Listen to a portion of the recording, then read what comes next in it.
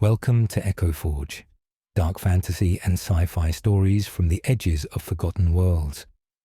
If you enjoy this kind of storytelling, hit like, subscribe, and tap the bell so you don't miss the next vision. Now, let's step through the gate. Judgment did not come to the elven city on thunder or wings. It came on sore feet and a dust-stained cloak, at the end of a long road that had forgotten how to be kind. The man at the gate. The city of Aeraleth rose from the forest, like a thought the trees were trying not to have. Its towers were pale stone grown around living trunks, spiraled with silver veining that caught the light. Bridges of root and crystal arched between them, strung with lantern fruits that glowed softly even under the sun. Leaves whispered in a dozen shades of green, and the air always smelled faintly of rain, even in high summer. Elves watched from the branches and balconies as the man approached along the forest road. He was not impressive to look at, not by elven standards. He was too short, too solid, without the unbothered grace that long years confer. His hair was the colour of old straw, tied back with a scrap of leather. His cloak had been mended so many times, the patches looked like a map of old mistakes. He walked as if he had forgotten how to turn aside.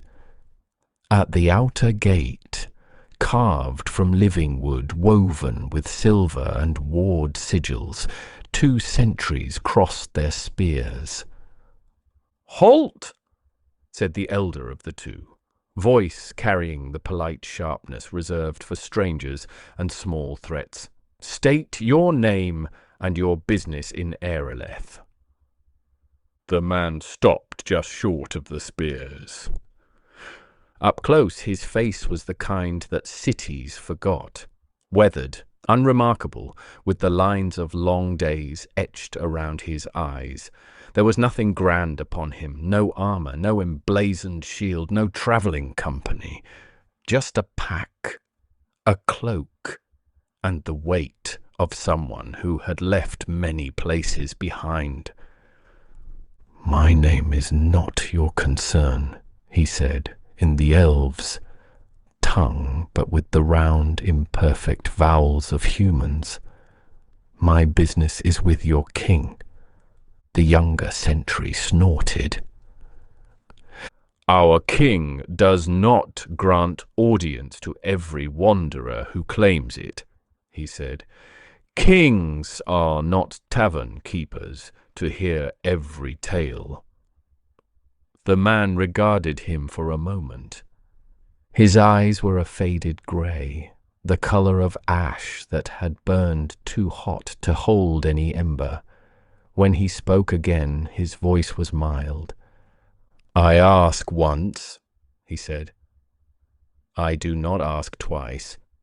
Call your captain, tell him a man has come, and that he seeks the king on a matter of judgment." The elder sentry's grip tightened on his spear. "Turn back," he said.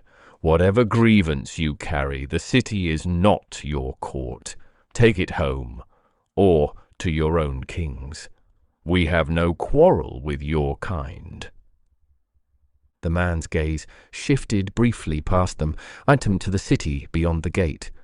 The pale towers, the singing leaves, the faint glimmer of distant forges. Aeraleth was beautiful in the way only our old, convinced things think they have a right to be. "Everyone has quarrel with judgment," he said softly. "That is why they lock their gates." The younger sentry, offended by tone more than words, stepped forward. "Enough!" He levelled his spear point at the man's chest. "You will leave this road. Aeraleth owes you nothing. You will not—" He did not finish. A bell rang. It was not the clear chime of the hour bell from the highest tower, nor the deep toll of the war gong. It was a single, plain note from somewhere within the inner city, a work bell, the kind that called servants and messengers. The elder sentry flinched, then frowned, his eyes unfocused as he listened to the faint answering echo. Running feet on wood and stone. A moment later, a third elf skidded into view along the walkway above the gate, nearly tripping over his own cloak. He bore the livery of the royal messengers, his hair in disarray, his face flushed, more from bewilderment than exertion. "Captain Talon," he called, spotting the elder sentry. "By command of King Erindor, the human at the gate is to be escorted at once to the throne room, without delay, without insult." The younger sentry's spear dipped in surprise. Talon stared up at the messenger. "That is impossible," he said. "The king is in council, and no word could have reached him." "He had already written it," the messenger blurted, then seemed to realize he was saying too much. He swallowed. "The order was sealed 3 decades ago. I was told to wait until the bell rang, and the bell was to be rung when a man came to the gate and asked to see him on a matter of judgment. He said I would know. 3 decades. Elves did not think of 30 years as anything more than a long afternoon. For a human, it was nearly a lifetime. Talon's gaze slid back to the stranger, scrutiny sharpened into something wary. The man had not moved. He stood patient as an old tree in a neglected field. "Open the gate," Talon said. The younger sentry hesitated. "But, open," Talon repeated. His voice left no room. As the living wood parted with a rustle, the man stepped forward. The sentry's spears lifted, less in respect than in the understanding that some lines once crossed cannot be meaningfully closed again. The man walked into Aeraleth without looking back. The private audience. The throne room of Aeraleth was a hall grown rather than built. Pillars of living wood twisted up from the earth, their bark smooth where hands had stroked it, over centuries, their branches spreading into a vaulted canopy of leaves and gemstones. Light filtered through in shades of green and gold, falling on the marble floor like fragments of forest. King Erindor sat upon a throne that had once been a tree. His face held the weight that only a long-lived ruler could have, the gentleness of someone who had seen many mistakes, the cruelty of someone who had had to allow some of them.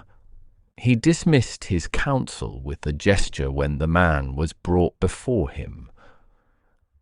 The councillors did not take it well. "This is a breach of custom," hissed Lord Cyril, his hair braided with gold wires. "To send us away and speak to a human alone."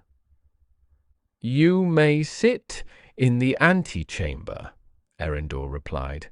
"That is closer to my counsel than those who will not cease talking when I command silence."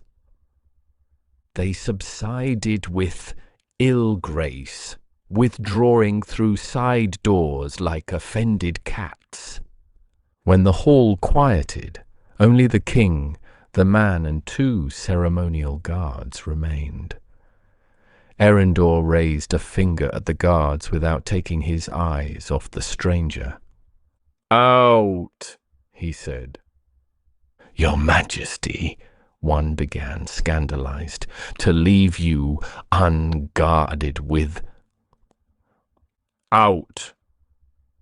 They obeyed, backs stiff with outrage.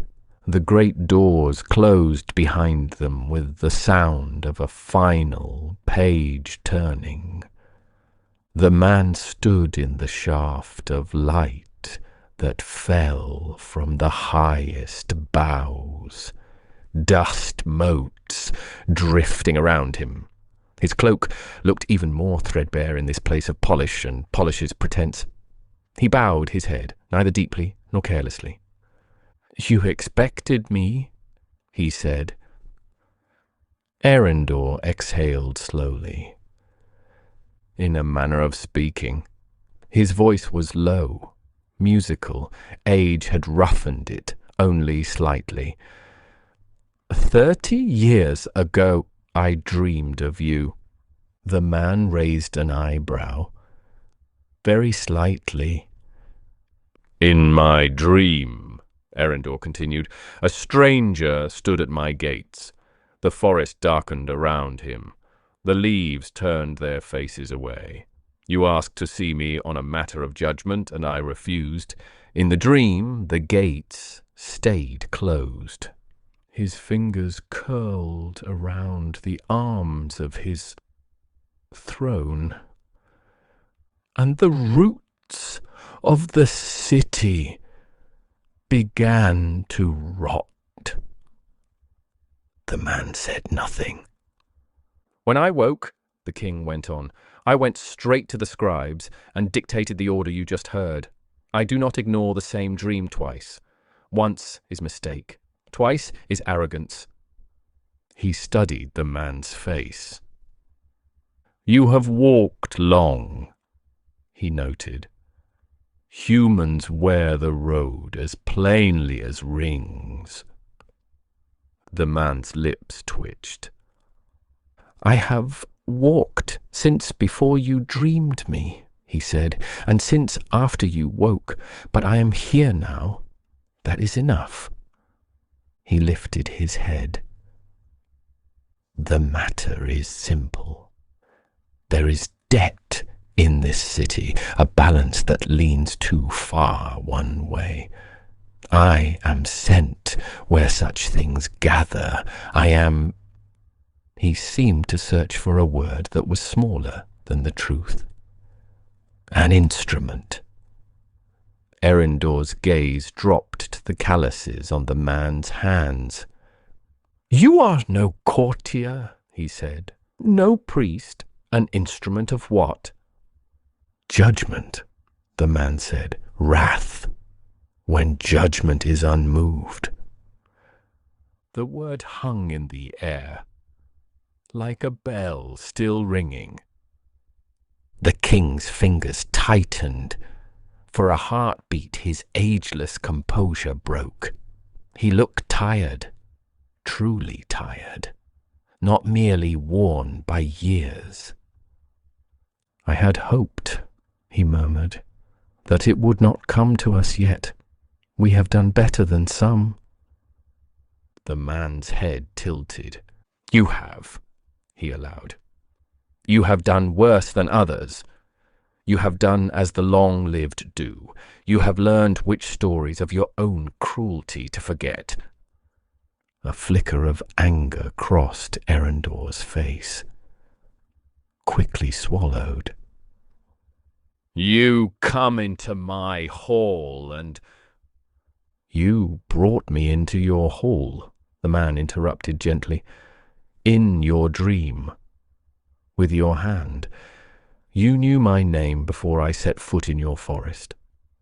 He looked up at the canopy of leaves, the jewel light flickering through. "Wrath is not noise. It is not chaos. It is the world's immune response. When infection grows too bold, something must burn. Silence settled between them, thick as moss. "What do you require?" Erindor asked at last. The man's answer was plain. "A forge." The king blinked. "You come as Doom and ask for tools," he said slowly. "Why?" "Judgment is a line drawn," the man said. "You cannot draw a line with your hands alone. Your city has a forge that has not cooled since the First Age, built when your people still believed the world could break." "I will use that." Erindor's expression shifted at the mention of the old forge. Respect, wariness, a flicker of something like fear. "That place is sacred," he said. "Judgment is also sacred," the man replied, "though fewer are eager to admit it." He stepped forward, just enough that the light framed his shoulders. "I will work alone. No eyes on me, no hands to aid me, no questions. When I am done, I will place what I have made in your hands. After that, what your city does with it will be your own judgment upon yourselves." Erindor considered him for a long time. In that quiet, the sound of the living city drifted faintly in, distant laughter, the ring of lesser forges, the rustle of leaves that had never known winter. "What you ask will cause outrage," the king said. "My smiths will be insulted. My nobles will be afraid. They will ask why a human is given the first forge when their own hands have never been so honored." The man's mouth curved in something that was not quite a smile. "That is part of the balance," he said. "Let them be insulted. Let them be afraid. Their reactions will weigh heavily." Erindor closed his eyes. He saw again the dream, his city's roots blackening, towers cracking, leaves falling like dying birds. He saw the gates locked and the stranger turned away. He opened his eyes. "You will have the forge," he said, "and my protection while you work. I will give orders. No one is to disturb you. No one is to interfere. On this, I will be absolute." He leaned forward. "But know this, stranger. Wrath cuts both ways. If you bring fire into my city and it consumes more than is owed, I will hold you answerable if I must." The man met his gaze without flinching. "If I bring more than is owed," he said, "you will not have to hold me answerable. Others will." For the first time, something like a shiver traced the king's spine, as if someone had walked over the place where his shadow would fall when he died. "What name shall I give my scribes," Erindor asked, "when they record this?" The man hesitated. "Names grow lies over them," he said at last. "Once, in another tongue, I was called Terran. In others I have been given titles: arbiter, balance keeper, witness. Here it is enough to say a man came." The king nodded slowly. "A man came," he repeated. "And we will see what leaves. The forge of first heat." The first forge lay at the city's heart, sunk deep beneath the roots of the oldest tree. It had been built in an age when the elves were still young enough to be afraid. In those days, they knew that the world was not promised, that the sky could crack and the rivers run backward if enough gods blinked at once. So they had carved a space in the bedrock and coaxed fire from the bones of the earth. The forge had burned ever since. Even in the quietest hour of night, a faint glow pulsed through the stone floor of the chamber above, like the city's own heartbeat. When the man walked into the forge hall, the resident smiths went silent. They were masters of their craft, these elves who tended the first fire, their hands scarred by the one thing that could mark elven skin. Their hair was threaded with steel wire, their clothes stained with ash and pride. At their head stood Master Calerian, whose blades hung at the hips of kings. "You cannot be serious," Calerian said when the king's order was read. He did not address the man. He addressed the space just over his shoulder where Erindor would be, in theory, had the king had the courtesy to attend in person. A human. The word came out like a cough. "In the first forge, Your Majesty, this is—" "The command stands," said the royal herald, reading from the sealed tablet. "By decree of King Erindor, the stranger is to have the forge. He will work alone. Any interference will be treated as treason against the crown and sacrilege against the city." Whispers rose around the chamber like sparks. Treason, sacrilege, on behalf of a human with no name. Calerian's jaw worked. "We tend that fire," he said. "We have for generations. We have fed it with coal from the deep veins, with bellows enchanted before your king's grandfather was born. We know its language. A stranger will crack the stone. He will warp the wards. This is madness." The man finally spoke. "I have known other fires," he said. "This one will not break beneath me. But your fear will." The smith's eyes snapped to him.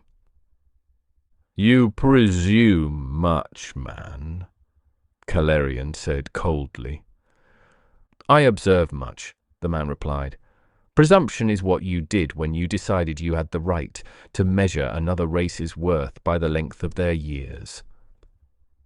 A hush fell. He looked at them then. Really looked, and in his gaze the smiths felt a strange discomfort, as if someone were taking the measure of something they had never thought to weigh. "The king's order is clear," the man said. "You will leave. You will close the doors. You will not return until he calls you, or until I do." Master Calerian's nostrils flared. "If you crack so much as a stone—" "If I crack the wrong stone," the man interrupted, "you will not be here to see it." Something in his tone made even the arrogant smith fall silent. Reluctantly, angrily, the elves gathered their tools. They banked smaller coals, smoothed the benches, muttered to each other in tight clusters. They left the big fire untouched. It could not be banked. It did not know how to sleep. One by one, they filed out. The great doors of the forge swung shut on whispering hinges. They settled into place with a dull, solid boom.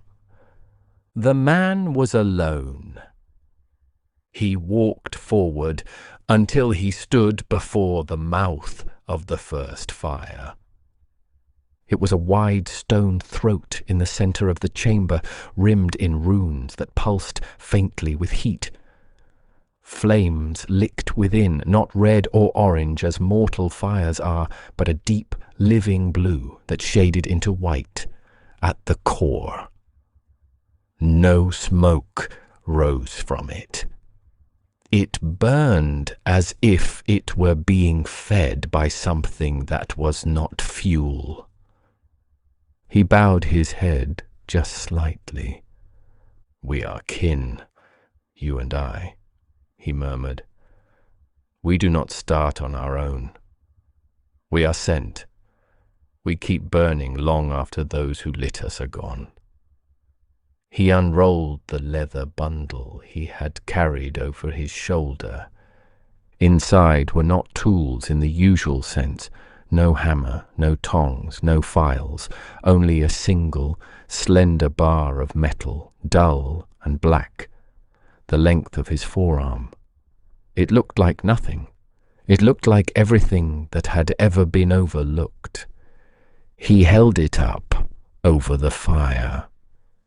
"This," he said, as if speaking to the city beyond the walls, "was not mined. It is the slag of 1,000 injustices cooled in rivers of unshed tears. It is the remainder when the guilty go unmarked and the innocent go unheard. It is thick with patience." The bar felt heavy in his hand. Not in his muscles. He had carried heavier things, but in his mind. "It has been waiting," he said, "here, where your roots drink from unmarked graves, where your songs do not name all your dead." He let the metal slip from his fingers. It fell into the blue flames without a sound. The fire did not flare. It did not roar. It simply took. Light dimmed across the chamber, as if the forge had inhaled something that had been bright. The air shifted. The temperature did not change, but the weight of it pressed down on the man's shoulders. He rolled his sleeves to his elbows, revealing forearms cross-hatched with old scars that seemed, in the forge glow, to spell words no one had taught. He reached into the heat. The flames coiled around his hands like curious snakes and did not burn him. He drew the metal out. It was no longer a dull bar. It glowed, not with the familiar orange-yellow of heated steel, but with a colour that hurt the eyes, a deep, soft black that somehow shone, as if all the light it could have reflected had been folded inward. He set it on the anvil. The anvil was older than any face in the city. Its surface was worn smooth by centuries of blows. Today it waited as if holding its breath. The man closed his eyes for a moment. "You know this work," he whispered, not sure if he spoke to himself or the unseen watchers that always gathered where judgment was drawn. "You have done it in other shapes, in plagues, in fires, in slow collapses. Today you will be steel. Try not to enjoy it." He lifted his hand. There was no hammer in it. The first strike fell nonetheless, soundless. Yet the stone trembled. The man's arm moved in the arc of a blow that should have cracked the air, but the noise it made sank inward, a concussion turned upside down. The metal shuddered, lengthened a fraction. He struck again and again. Outside the forge, in the city, elves paused in their daily tasks. They did not know why they stopped. A hand froze halfway to a shelf. A foot hung above a step. A harpist's fingers hovered above strings that suddenly seemed like sinews. They felt, faintly, the vibration in their bones. In the palace above, Erendor rose from his seat in council. "What was that?" demanded Lord Cyrael. The king's hand shook once, then steadied. "He is working," Erendor said, "and I told you, do not disturb him." "You cannot truly intend to hold to this madness," Cyrael protested. "He is a stranger, he is human. Our forges are not his to command." "They are mine," Erendor said softly, "and I have commanded." The lords and ladies around the table seethed. "By what right?" Calarion, who had forced his way into the council on pretense of reporting on the state of the forge, slammed his fist down. "The first fire has belonged to our line since we carved it. It is the heart of our craft, the womb of our armor, In the dream, Erendor broke in. The heart stopped. He looked up slowly, meeting each elf's eyes in turn. "In the dream, we kept our pride and lost the city. I will not choose that, not while I draw breath." "Dreams," snorted one of the younger nobles. "We live by law, not by shadows." Erendor's gaze darkened. "A law that cannot bend to what is coming will break," he said. "Leave the stranger be. That is an order, not a request." He rose, the motion final. "Do not disturb him," he said. "If you love this city, if you fear it, if you hate me, do not disturb him." Arguments and cracks. Days slid past. The man in the forge kept no measure of them. Time to him was not a line, but a pressure. He worked until his arms ached and his mind trembled. Then he sat on the stone floor and stared into the fire until the ache receded. He drew the metal from the flames and struck it without a hammer. With each blow, the blackness grew finer, more delicate. It stretched, thinned, folded over itself. Sometimes, while he worked, voices drifted faintly through the stone.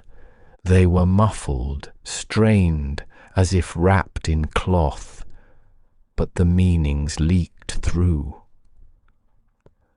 "Cannot leave him there. It isn't right. A king has lost his senses. Humans are to be tolerated, not entrusted." "Judgment," he said. "Judgment on what? On us, on the war, on the treaty we broke and pretended we didn't?" "If there must be judgment, let it be our hands that hold the scales, not some wandering." He listened but did not stop. Judgment rarely consulted the judged on whether they found it convenient. In the city above, the arguments grew more heated.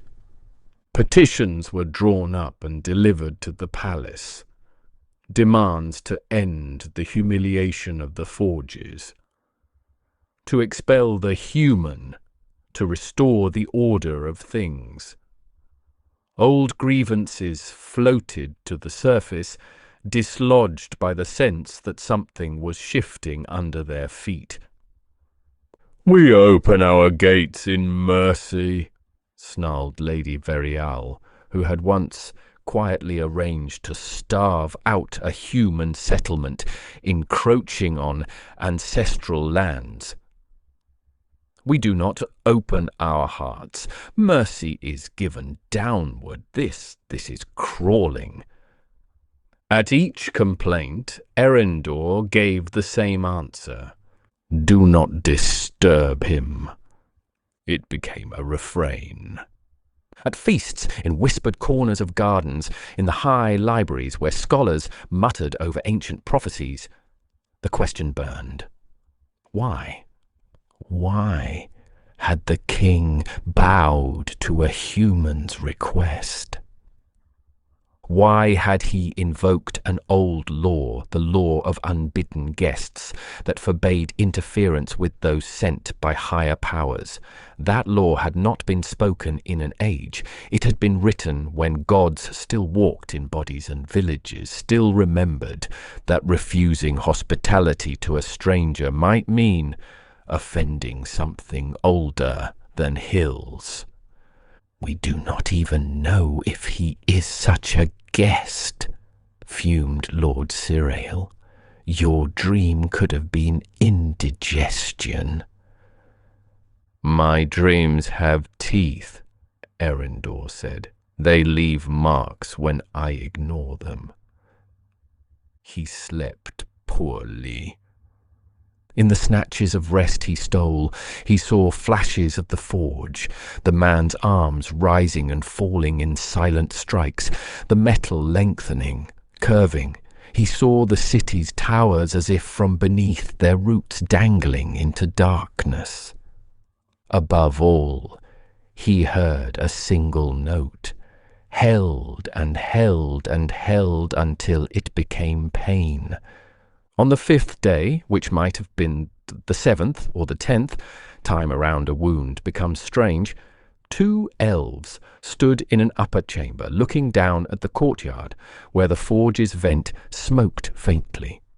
They were cousins, though they had not used that word since their pride grew taller than their family tree.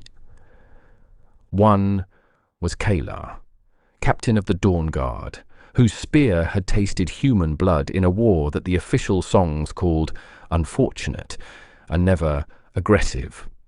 He wore his hair in a warrior's braid and his contempt like a second sword. The other was Calarian, master of the first forge, whose hands had shaped the king's own blade and whose temper flared as hot as any coal. This cannot stand, Kalar said. The king is besotted, maybe mad, maybe ensnared by whatever thing that is. We are not cattle, to stand and wait for the knife. Calarian's jaw clenched. The first fire is ours, he said. Ours. Do you know what it means when a people lets another wield its oldest tools? It means we have already surrendered. We are already conquered. Then we will unconquer ourselves, Kalar said. We will go down. We will see what this instrument is truly doing. And we will end it. The order, Calarian began, applies to citizens, Kalar snapped. Not to those who remember what we once were. He looked down at his hands, at the faint scars along his knuckles where human teeth had left their marks. He flexed them as if loosening old ghosts. This is our city, he said. Our people. Judgment, if it must fall, should come from us, not from a stranger, not from a man who wears no sigil, answers to no one. Calarion hesitated. The king's words weighed heavy. So did his own pride. You will go alone, he said at last. If you are arrested, I will not risk the forge with you. Kalar glanced at him sidelong. You cannot resist looking, cousin, he said. You are a smith. You would pry open a god's coffin to see how the bones fit. Calarian's nostrils flared. I will walk with you, he conceded. But I will not raise my hand. Not at first. I want to see.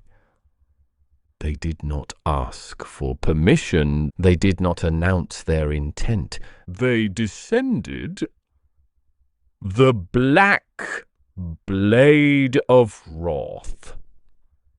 The doors of the first forge loomed ahead of them, their carved surfaces warm with the heat that seeped through stone. Kayla laid a hand on the wood. "This is folly," Calerian muttered. "The king will—" "Tell us we should not have disturbed him," Taylor said. "And he will be right. But sometimes the right thing must be done wrongly to be done at all." He pushed. The doors opened. No hinge squealed, no alarm sounded. The wards recognized elven hands. They parted as they would have on any other day that any other smith sought the fire. Heat rolled over them with the familiarity of long labor. The air tasted of metal and old magic. They stepped inside. The forge hall was changed. It was not a dramatic difference, no shattered stone, no molten walls, but the space felt narrower, as if the air had thickened, grown reluctant to move. Shadows pooled in corners that had never held shadow before. The first fire burned lower. Its blue-white flames licked the stone throat, quieter than usual, as if listening. The man stood at the anvil. He wore no cloak now. His shirt clung to his back with sweat. His hair was damp and plastered to his neck. His arms were corded with effort, veins raised beneath skin that looked more like pale steel than flesh in the forge glow. On the anvil lay the last length of metal. It was already mostly a sword. Not broad, this blade. Not brutal. It was long and slender, like a question asked in a room full of answers that suddenly don't fit. Its surface was so black it erased the light that touched it, drinking the reflections of the fire without giving them back. Calerian stopped, just inside the threshold. His breath caught in his throat. He had forged star steel and god glass. He had folded meteoric iron until it sang. He had made blades that held lightning in their cores. None had made him feel as this did just to look. It was not beautiful. It was inevitable. The man looked up. "You should not be here," he said quietly. Kyler squared his shoulders. "We are exactly where we should be," he said. "This is our city, our fire, our duty. You trespass here with the king's folly as excuse. That ends now." The man's gaze flicked between them. The corners of his eyes crinkled in something like tired humor.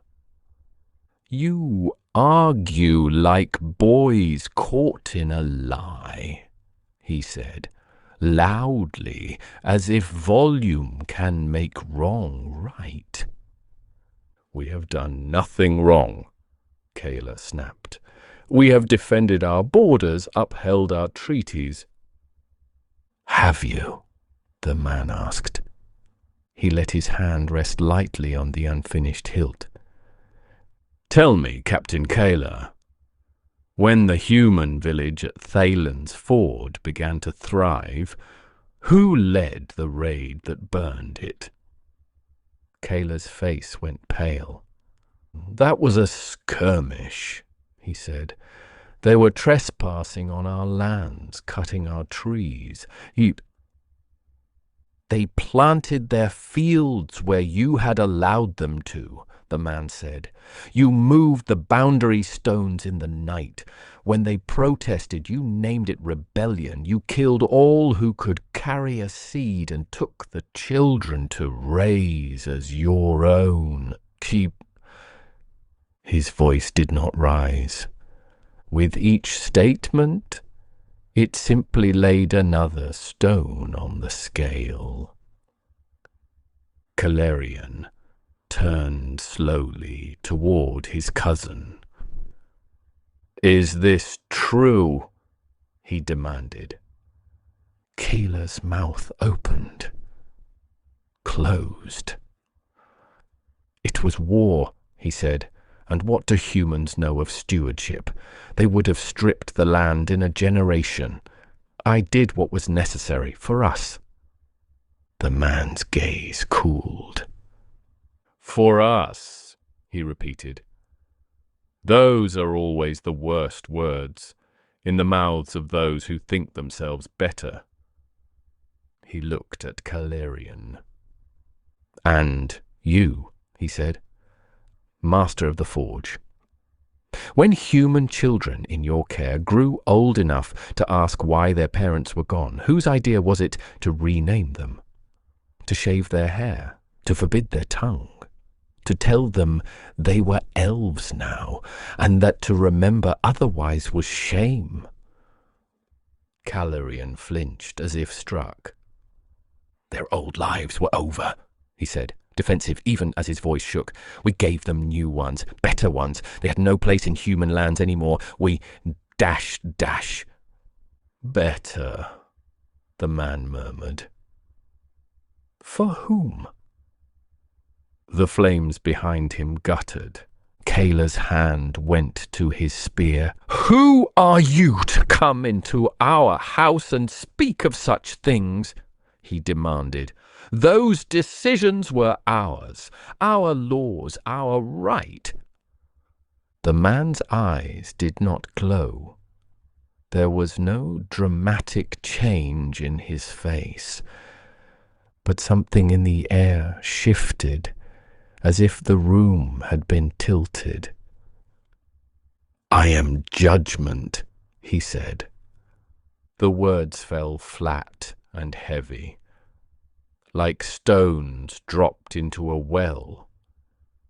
"And I am what follows when judgment is refused," he added. "Wrath, not rage, not petulance.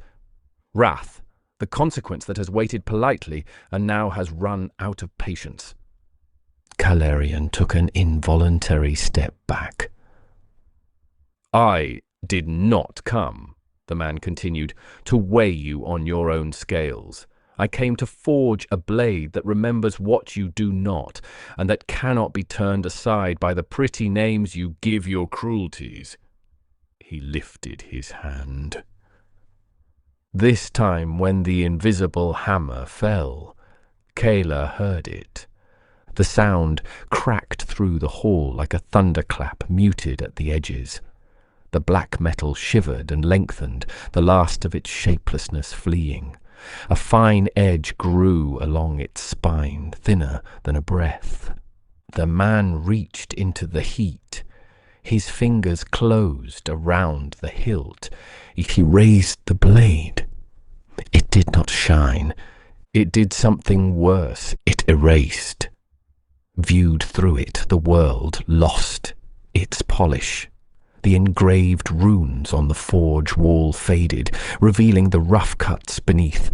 The smooth floor showed the scuffs of dragged chains, the stains where blood had been scrubbed. Calerian saw reflected along the blade's length his own face as if stripped of every flattering light. He saw the eyes of the boys whose names he had changed. He saw the village at Thalen's Ford, burning in silence. "What?" he gasped. "It does not show you your sins," the man said. You already know those. It shows you the stories you told yourself to live with them. Kayla bared his teeth. That is a trick, he said. A glamour. I am no child to be frightened by shadows. He drew his spear. The point gleamed silver-white, edges honed to a whisper. Whatever you are, he said, you bleed. If the king will not defend this city from your poison, I will. He lunged. He had felled men in battle with that strike. It was not elegant. It did not need to be. It was direct, practiced, powered by conviction that he was right. The spear point met the black blade. There was no clash of metal. The spear tip did not shatter, did not bend. It simply stopped, as if it had reached the edge of the world and found there was no more space. For a heartbeat, the two weapons held, white and black, still as thoughts before decision. Then the spear began to unmake. It crumbled, not into pieces, but into absence. From the tip back, inch by inch, it became a lack where steel had been. The absence crawled down the shaft toward Kayla's hand. He stared, frozen. By the time he dropped it, the nothing had reached his fingers. He screamed. His hand did not vanish. That might have been mercy. Instead, the skin weathered in an instant, cracking like old leather left in sun. The elegant calluses of a warrior thickened grotesquely, splitting. His nails blackened, curling inward. Every mark he had made on the world seemed to write itself back into him. He cradled his arm to his chest, gasping. "What are you doing to me?" he sobbed. "Nothing you did not begin yourself," the man said. His gaze shifted to Calarian. "Do you wish to test it as well?" The smith shook his head, trembling. "No." He fell to his knees, unthinking. "The human children," he whispered. They cried at first. They begged us to let them go home. We told them home had burned. We told them it was better to forget, easier. He looked up, eyes wet and wild. "Was it not mercy," he begged, "to give them a place when they had none?" The man's expression softened fractionally. "Mercy without listening is only convenience," he said. "You did not ask what they needed. You gave what you could bear to give." He lifted the blade slightly. "It is not my place to say whether you are damned. I am not a god. I am not your conscience. I am only the edge where consequence condenses." Calarian stared at the sword. In its black glass he saw himself kneeling. He also saw, overlaid, another image. His hands guiding a human boy's fingers on a hammer, teaching him the rhythm of the forge. He had forgotten that. Or he had chosen to. He saw the boy smile. He saw the day he had ordered the boy's birth name struck from the records because it was easier. He bowed his head to the floor. "What will you do?" he whispered. "Nothing," the man said. They looked up, both of them. "You won't punish us," Kayla croaked. The man shook his head. "I am not here for two men," he said. "You are symptoms, not the disease. The blade is not for petty vengeance. It is for when your people as a whole tip the world too far." He turned the sword in his hand. "It is finished," he said. "It needed witnesses. You have served." He looked at Kyla's ruined hand. "The mark will remain," he added, "so that when you lift it to strike again, you will remember what it holds. Whether that changes you is not my concern. Judgment is offered long before wrath falls." He stepped past them. Neither elf moved to stop him. The black blade trailed no shadow. The terms of wrath. The throne room was crowded when the man entered. Word had flown like startled birds. The stranger left the forge. The doors had opened. The air had changed. Nobles abandoned councils. Servants forget their errands. Guards drifted from posts. They gathered in the hall in a murmuring ring, eyes bright with fear and curiosity. At the far end, upon the living throne, Erendor sat very straight. His heart hammered in his chest loud as any forge.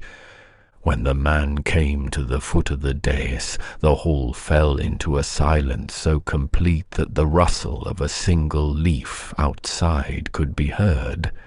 In the man's hand, the sword looked both too large and too light. It was longer now than the bar he had dropped into the fire, its shape a perfect curve that seemed aimed at some unseen horizon. Its hilt was wrapped in simple dark leather, unadorned. No gem gleamed in its pommel. It bore no inscription, yet eyes slid off it. Those who tried to look directly at the blade found their gazes skittering away, as if their minds understood something their pride refused to. Only Erendor forced himself to stare. "What have you made?" he asked. The man lifted the sword. "Wrath," he said. "Distilled, tempered, given shape you can hold." He turned the hilt outward. "This is the black blade," he said. "Some will call it cursed, some will call it holy. It is neither. It is a mirror with an edge." A shudder ran through the crowd. Erendor descended the steps slowly. His bare feet made no sound on the polished wood. He stopped one stride away from the stranger, close enough to see the fine tremor in the man's shoulders, the lines of strain around his eyes. "You look tired," the king said softly. "Work," the man replied. "Even when it is what you were made for, is still work." Erendor's gaze dropped to the blade. "What happens," he asked, "if I take it?" "Nothing," the man said. "It will sit in your hand like any other sword. It does not move on its own. It does not seek throats. Wrath waits." "Then what—" "It answers," the man cut in, "when you call it. When you lift it with intent to strike judgment, not enemies. When you point it at a soul you believe has done irreparable harm, and you say, 'Show me.'" He nodded toward the nobles clustered at the edges of the hall. "Then it will reveal whether your anger aligns with truth or with your convenience. If you are right, it will cut. If you are wrong, it will cut you instead. That is its only law." A hiss of indrawn breath circled the room. A dangerous gift, murmured Lord Cyril. A dangerous tool for dangerous times, the man said. You have lived a long while in the illusion that your decisions spiral outward without returning, that is ending, not just here, everywhere. He looked at Erendor. You dreamed me, he said. You invited me across your threshold. You commanded me to be left alone so I could finish this. The blade belongs to you now, not because you deserve it, but because you were foolish enough to ask. Erendor's throat worked. He reached out slowly. His fingers closed around the hilt. The sword was unexpectedly cool. Not chill, not dead, but like a stone pulled from a deep river. It lay against his palm with the weight of a promise. For an instant, he saw nothing, heard nothing. Then, faintly, he glimpsed his city. Not as it was, but as it might have been. Towers cracked by his inaction, roots rotting from neglect, children of all races playing in streets flooded by forgetfulness. He saw the smiles he had permitted, the tears he had ignored. He almost let go. He did not. He tightened his grip until his knuckles whitened.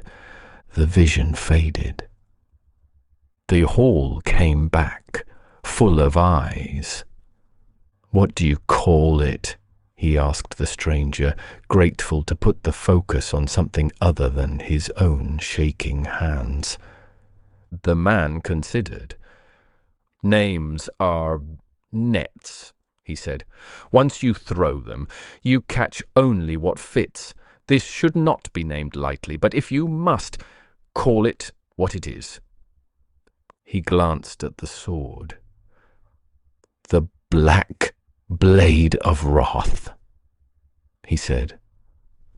Let that be warning enough. The words settled over the hall like dust. Why give it to us? Erendor asked quietly. You could have kept it. You could have done your own work.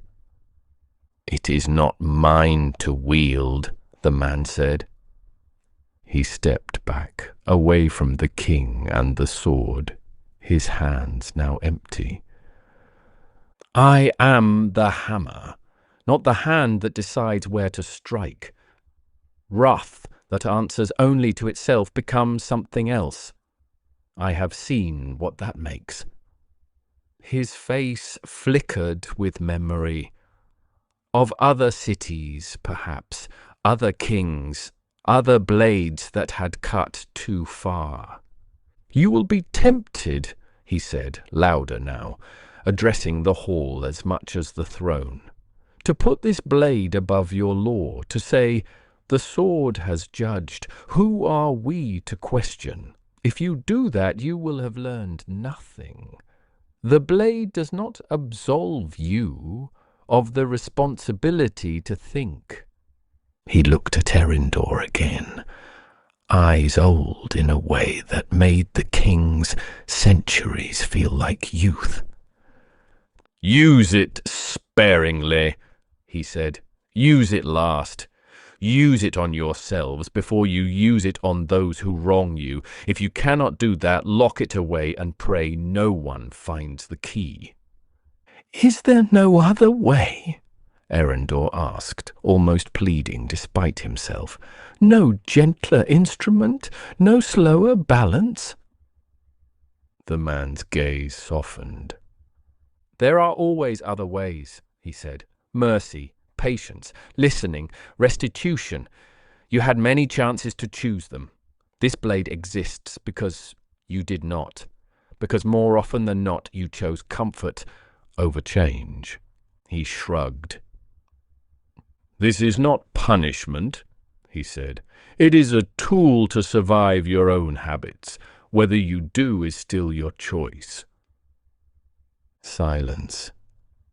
At the edge of the crowd, Kayla cradled his twisted hand to his chest. Calerian knelt, head bowed, tears drying on his cheeks. Neither had told their story yet. They did not need to. The stain in the air around them had thickened. The city itself had heard. "What of you?" Erendor asked. "Will you stay? Will you advise us? If you are judgment, be our judge. Help us wield what you have made." The man's smile was small and sad. "I am not a king's pet," he said, "nor a household god. I am a storm that passes, not a well that stays." He turned, cloak rustling. "My work here is done," he said, "for now. The world is large, the scales are many. When they tilt, I walk." "Will we see you again?" someone called, voice thin with morbid curiosity and genuine fear. The man paused at the threshold of the hall. "If you do," he said, without turning, "it means you have ignored what this already cost you." He left. The doors closed behind him with the soft finality of a book shut on a difficult chapter. Echoes of a blade. In the years that followed, Aeraleth changed. Slowly at first, the black blade of wrath hung above the throne in a plain scabbard of dark wood. It was never worn at celebrations. It was not paraded in triumphs. Children were not allowed to touch it. Some nights, when the hall was empty, Erendor would stand before it and lay his fingers on the hilt. He never drew it without a reason. The first time he did, it was to judge himself. He had signed a treaty that benefited his people at the cost of human lives. The terms had seemed fair in the light of politics, numbers balanced on parchment, concessions traded like trinkets. Still, something gnawed. He took the sword down. He held it before his chest and whispered, "Show me." It did. He saw the winter that would follow in the human lands, the empty granaries, the sick children, the small kindnesses he had not considered, one human woman sharing a heel of bread with another because she believed wrongly that the elves would not let them starve. He saw that he could alter the terms just slightly and spare hundreds at no true cost to his own. The blade did not cut. He changed the treaty. Word spread. More than once, a noble on trial demanded that the king use the black blade to prove guilt or innocence. More than once, Erendor refused. "If we become addicted to certainty," he said, "we will forget how to be, just when we do not have it." Those who understood nodded. Those who did not muttered and eyed the sword with longing or dread. The story of the man who had come to the gate became a tale told to children. Sometimes it was a warning. Be honest, or the judge will come. Sometimes it was comfort. No matter how high the towers grow, something remembers the roots. The human children raised in Aeraleth grew up. Some left, returning to human lands with elven skill in their hands and old hurt in their bones. Some stayed, carving new names alongside the ones they had been given. Some walked both worlds, never quite belonging to either, learning the weight of two kinds of prejudice and turning it into bridges. Kayla never regained the use of his hand. He stepped down from command. In time he became a teacher, drilling young guards in the reality that being stronger did not make them right. Calerian stayed at the first forge. He began quietly to seek out the human apprentices others overlooked. He learned their birth names. He made a point of never taking them away. Erendor grew older, even for an elf. Time leaves its marks. His hair silvered, his eyes deepened. He slept less. His dreams were filled with doors and strangers, and the weight of blades. On the rare nights when the forest was utterly still, when no owl called and no leaf stirred, he would wake with the sense that someone had walked along the city's outer wall. He would watch from his balcony, gaze travelling the dark line of the trees. Sometimes, just at the edge of sight, he thought he saw a figure on the road, a man in a mended cloak, walking as if he had forgotten how to turn aside. He would blink, and the road would be empty. "Just in case," he said once, echoing a phrase from a story his nurse had told him when he was young and frightened of shadows. He had ordered small lanterns hung along the inner side of the outer wall. They burned low most nights, tended more out of habit than belief.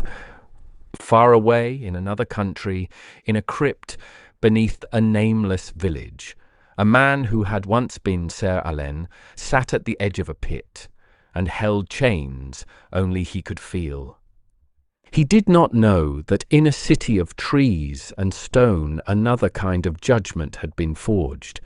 He did not know that a human with ash-grey eyes had walked into elven pride and left behind a blade that would not let them lie as easily. He did not need to know. The world's work was done through many hands.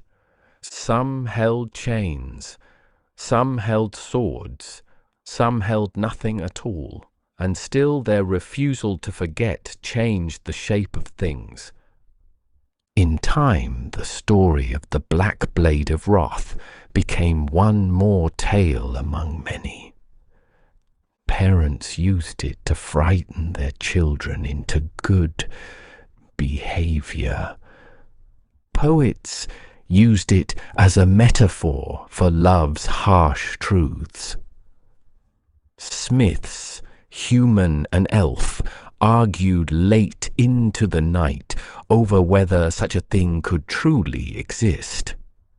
In the spaces between stories, in the quiet where decisions are made, the blade itself waited. It did not rust. It did not sleep. It remembered, and somewhere on a road that circled the world very slowly, a man walked, listening for the sound of scales tipping too far, ready to lift a hammer where wrath was needed, and to pass by where mercy still had a chance.